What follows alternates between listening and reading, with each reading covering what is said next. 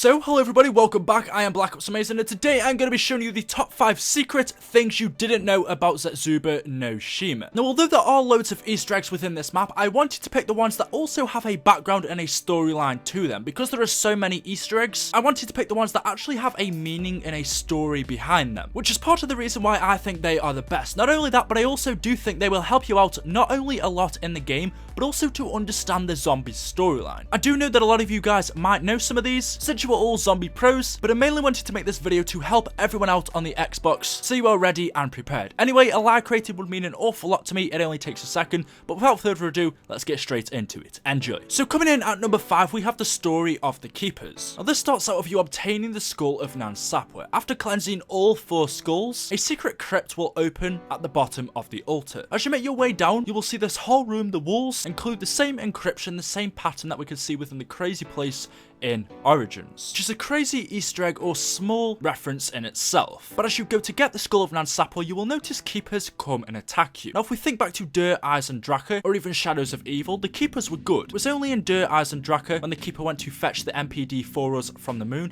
did it get corrupted by Groth, and then we had to fight it as it was corrupted. Yes, that Keeper was evil, but the Keepers are on our side. And now we come over to ZETSUBOU no SHIMA, where we once again find the Keepers attacking us. You may think this is weird, but if you look at the Keepers properly, you'll notice they are also corrupted. The Island of Despair seems to have corrupted these Keepers. This Island of Evil doesn't seem to let anything go, and the Keepers follow the same rule. These Keepers are corrupted, and that is the reason why we have to fight them off.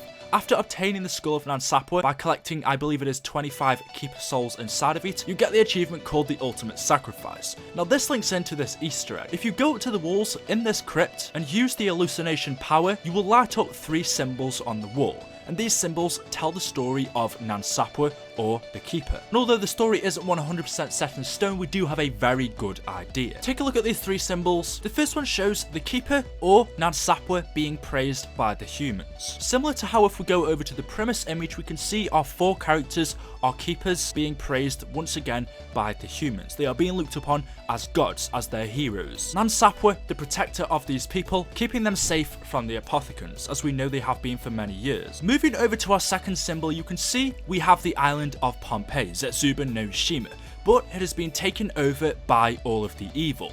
These tentacles show the dark and the evil that is overcoming this island, and so SAPWE, the Keeper being the protector of the humans, went there to take the island back, to defeat the apothecans and rid this island of all evil. But as we see in the third and final image, SAPWE has to sacrifice his skull to fight back the apothecans, and that is why the achievement for obtaining the skull of SAPWE is called the Ultimate Sacrifice, because that is what SAPWE or this Keeper did. He sacrificed his head to try and take this island back. Now you will see behind the Keeper there are 4 skulls, and these 4 skulls look very similar to the 4 dirty skulls that we have to cleanse within ZETSUBOU no SHIMA. Now Richtofen, when you go up to these, says they don't look like human skulls, and you will see they don't. They do have similar features, but there are teeth that stick out, and the formation isn't really true. So whose skulls or what type of creature do these belong to is unknown, but it's a very interesting story. If you guys want to add to that, if you think you know more of what this could mean, then leave all of your theories in the comments section, but it's definitely an interesting one to do, and an awesome Easter egg that you can actually show your friends. So anyway,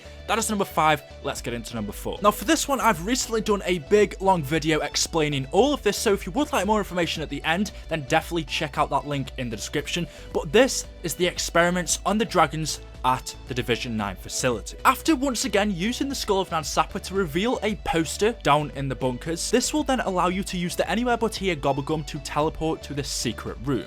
This is the only way of getting here, and when you do access it, you will find something very strange, or a few things which aren't normal. These are dragons. And we saw dragons in Dir, Eyes and Draka, but we don't have a full background story to them. We know at least Group 935 helped to influence the creation of them, but apart from that, that is all we have, and I don't think there really is too much to them. But we have these dragons in ZETSUBOU no SHIMA that have a very interesting background, and again, is involved with the main Easter egg. Now you have to teleport here to get a cog, which you need to proceed with the Easter egg, but if you stay in this room and look around, you can actually find some very interesting things. Like I said, I've already done a full video, but I will give you a quick overview. Now, a few different ciphers we can find without Black Ops 3 basically tell us that Group 935 and Division 9 have been working on an experiment to create these dragons. In total, there were 4 that were made. We know there were 2 brothers, but we don't know the gender of the other 2. However, we know one of the brothers died, leaving 3 dragons. Under Eyes of Draco, we find a cipher from Division 9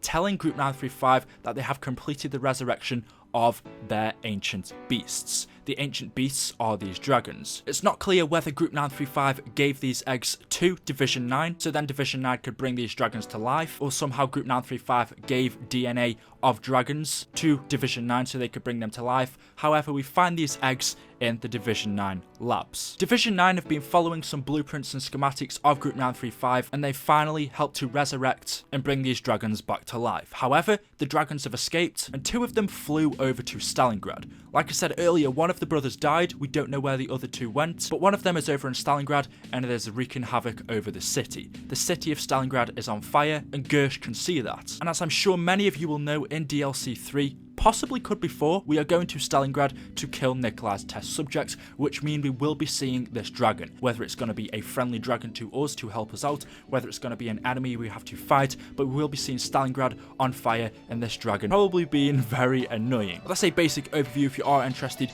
check the link in the description. It's definitely an awesome one to check out. Let's get into number 3. Around ZETSUBOU no SHIMA, you can find a few small, different, cool Easter eggs. Whether these are audio or visual, although you may not think they mean much, they may do for the future. Or maybe they do already. We haven't found or discovered every cipher in Zombies, so who knows. But anyway, the first one is if you go up to this tree in the starting room and you press the interactive button on it and you listen very carefully, first off you will hear tree branches wrapping around. But they sound like they are whipping something. Maybe it's a tree falling over, we don't know. But after that, you hear a man crying. There also sounds like a couple of children crying as well. Kind of like a boy and a girl.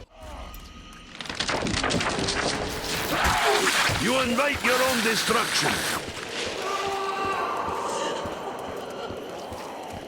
Then if you come up to the door, all the way by this massive meteor of element 115, you come up to this Division 9 door. It just looks weird, right? It stands out. We have this big container, this big metal door. It reminds me of the ones that we saw in the Giants. But if you press the interactive button on this again, you will hear moaning, you will hear someone screaming out for help and banging on the door. Someone is behind there. As to what is happening to them, they seem to be trapped. Who it is, again, it is uncertain.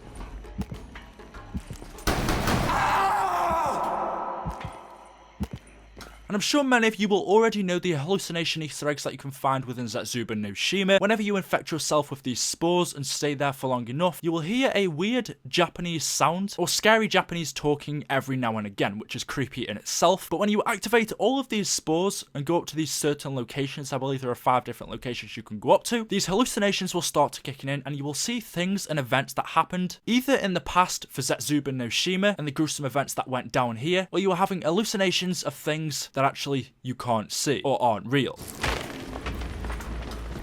Good defense is best form of defense.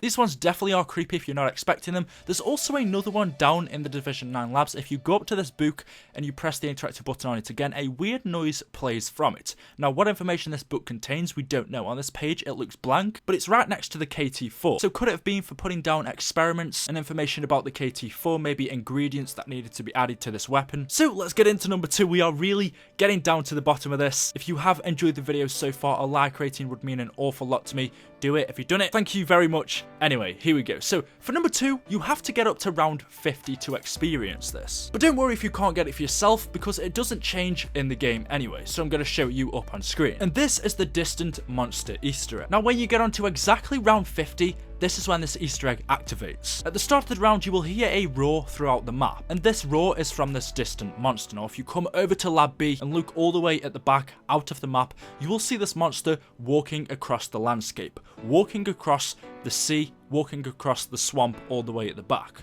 We know Division 9 is on an island surrounded by the sea, and this links very nicely to something that is very big in our zombie storyline, which is the Cthulhu mythos. Cthulhu, our main guy, this big guy in the H.P. Lovecraft stories, is locked in a prison in a place called R'lyeh.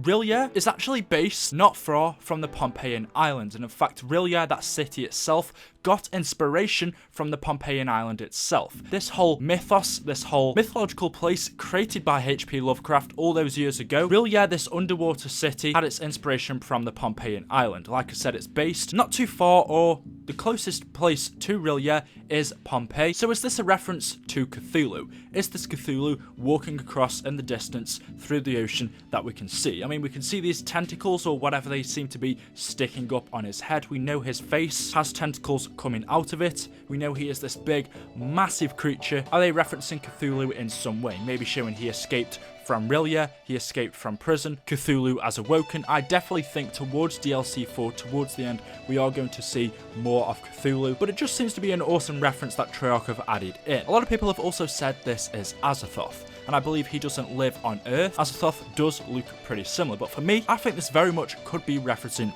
Cthulhu. And then finally, coming in at number 1, the big one, we have two things, and these two conjoin very nicely. The first one we all know about is the Mob of the Dead plane in the sky, but within ZETSUBOU no SHIMA you can also find a poster for Shadows of Evil. Now this is very interesting because the city looks the same, but the one in ZETSUBOU no SHIMA is in Japanese. The English version of it says the missing city, and you can see we have the city being lifted up by these tentacles, but then the Japanese version, it says the vanishing town, so we have a bit of a difference. But what this is saying, and if I refer back to the Mob of the Dead plane, that we can see enter our universe through a time pocket, and then you see it leave our universe through another time pocket just a few seconds later, similar to all of the other World War II planes we see flying through the sky in ZETSUBOU no SHIMA. The war isn't going on at this time, but because of element 115 displacements, because of the universes breaking apart, we are seeing once again, just like in the Giant, into Eyes of Dracha, in Shadows of Evil, an interdimensional convergence is taking place,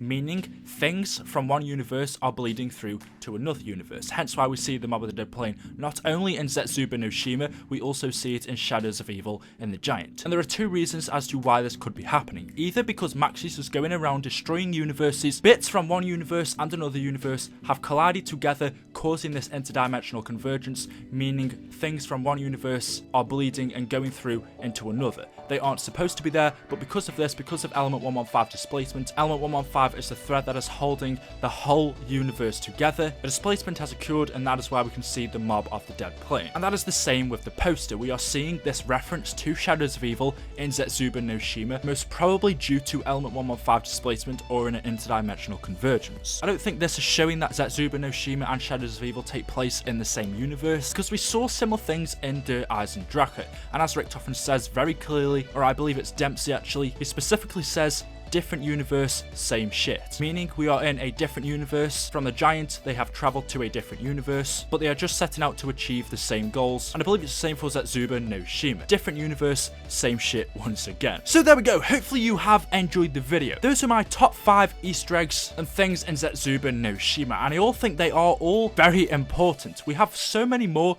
within the game, and in fact I'm going to be bringing out a top 5 tips and tricks for ZETSUBOU no SHIMA very soon, and some of them will be included in that video because they are very helpful. So make sure you are staying tuned on my channel. Make sure if you haven't already, you need to subscribe. Don't worry, it will be the best thing of your lives. If you haven't already left me a like rating, then if you could please do that. I encourage you guys all the time because it means so much to me, then that would be much appreciated. On my last top 5 video, you guys absolutely smashed it, so if we could reach this goal, it's a big one, I don't know, I'm putting it out there, then I will love you guys forever. Thank you so much for watching. Let me know your thoughts, let me know your top 5 in the comment section below. Would you have included something else that I didn't? Let me know why, and as always, I will see you in the next video. Thank you, and goodbye.